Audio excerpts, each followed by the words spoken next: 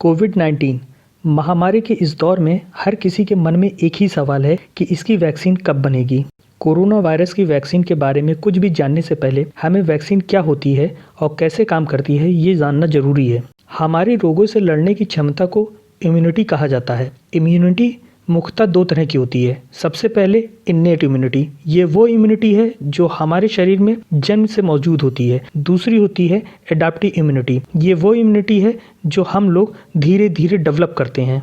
इसमें सबसे इंटरेस्टिंग है artificial adaptive immunity. Artificial adaptive immunity में दो तरह की आती है। पैसिव इम्यूनिटी, पैसिव इम्यूनिटी वो होती है जो बीमारी से ठीक हुए लोगों की एंटीबॉडी डायरेक्ट किसी दूसरे की बॉडी में ट्रांसफ़र कर दी जाती है, जैसा कि प्लाज्मा थेरेपी से कोरोना का इलाज चल रहा है। आर्टिफिशियल एक्टिव इम्यूनिटी में आता है वैक्सीनेशन, जिसको हिंदी में टीकाकरण भी कहते हैं। आज हम इसी वैक्सीन और वैक्सीनेशन पर बात करेंगे। रोगों से लड़ने का सबसे असरदार और सबसे आसान तरीका है वैक्सीन। वैक्सीन एक तरह का प्रिपरेशन होती है जो कि कमज़ोर या मरे हुए इन्फेक्शियस एजेंट से या उसके किसी हिस्से से या उसके द्वारा बनाए गए टॉक्सिन से बनती है। कोरोना या कोई भी वैक्सीन बनाने में कुछ चुनौतियां होती हैं। सबसे बड़ी चुनौती होती है पैसे की। इसमें करोड़ों रुपए की लागत लगती है जो कि अक्सर सरकारी फंड या बड़ी कंपनियां या फिर एनजीओ से मिल जाती है।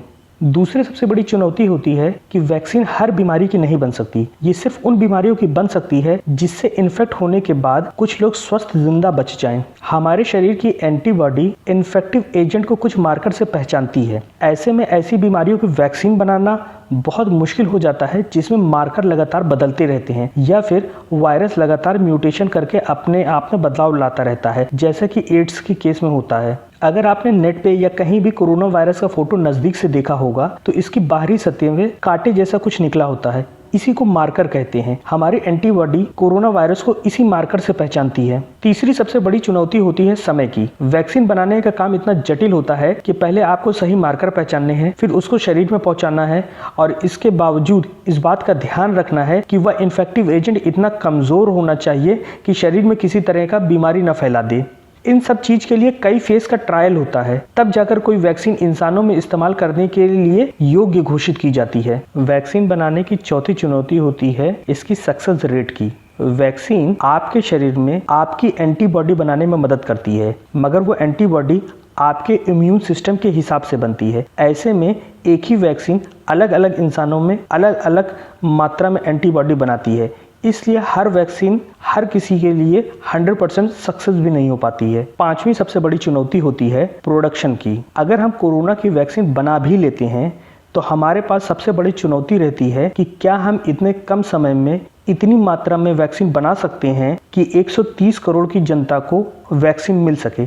WHO के अनुसार कम से कम 13 वैक्सीन ह्यूमन ट्रायल के फेज में पहुंच चुकी हैं। इसके अलावा अन्य 120 अपने शुरुआती फेज में हैं।